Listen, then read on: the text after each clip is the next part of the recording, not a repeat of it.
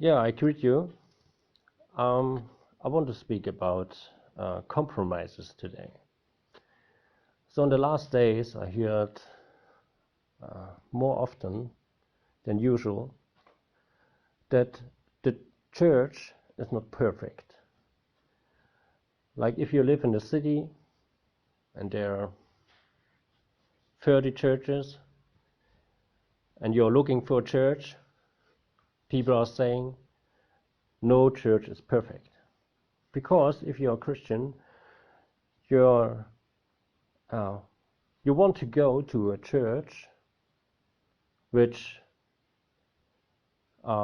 is doing what God wants from them, a church who is following Christ, a church who believes in the Word, a church who is active.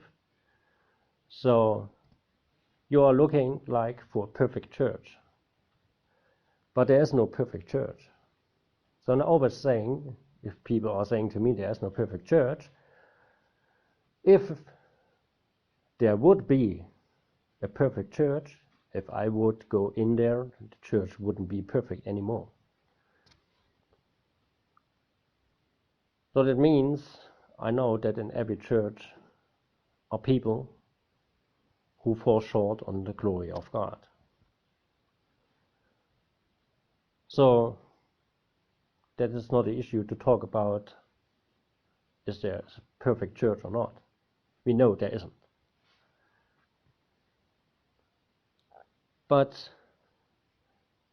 we know that every one of us has like a red line.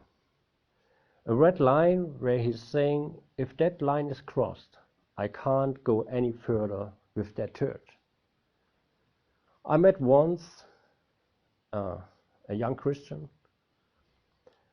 We had a gathering in uh, at our place, and a woman there didn't wear a head covering. And after the gathering, he came to me and he said, "Is it always like that the women that come to you don't wear a head covering?" And I said, "Yes."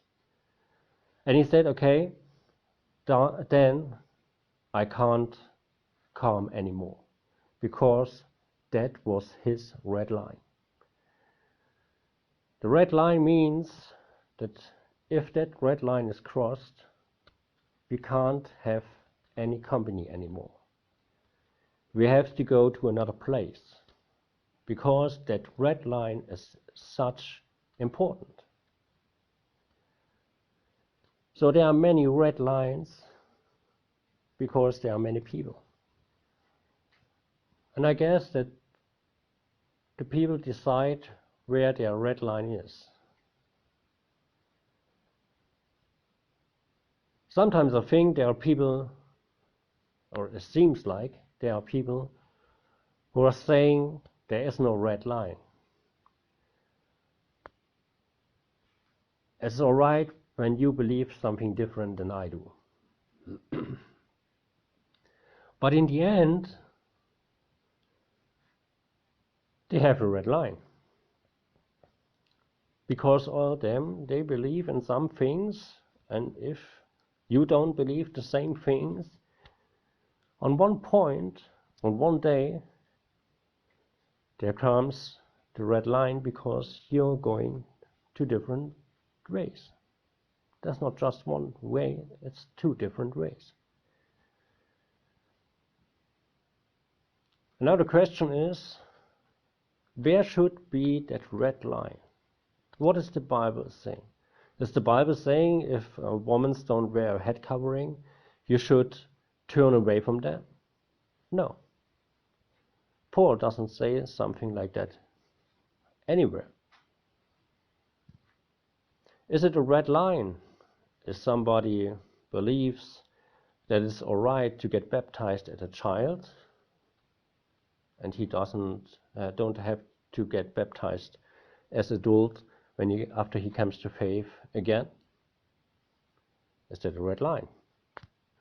Does the Bible say if someone is baptized as a child, you should turn from him? No, I can't see that.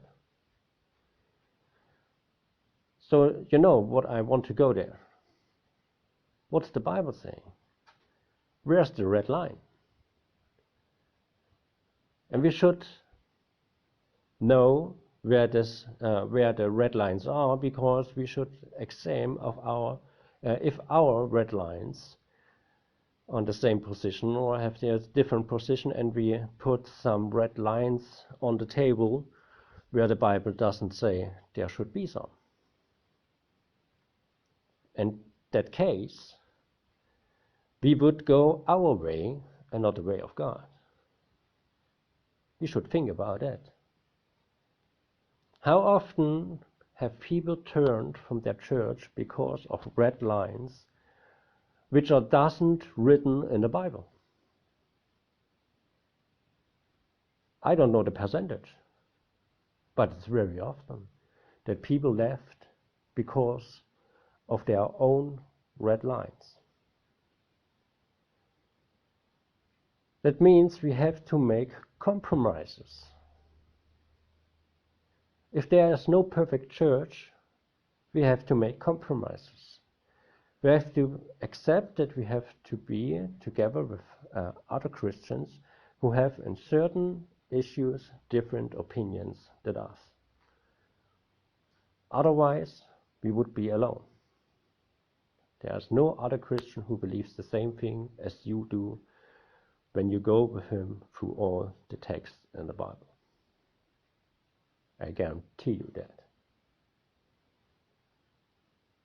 So, we have to make compromises. But at one point, these compromises have an end. And that is the red line. The red line, what the Bible is saying, now you have to turn away from that. You are not allowed to have any more company with them. You are not allowed to greet them.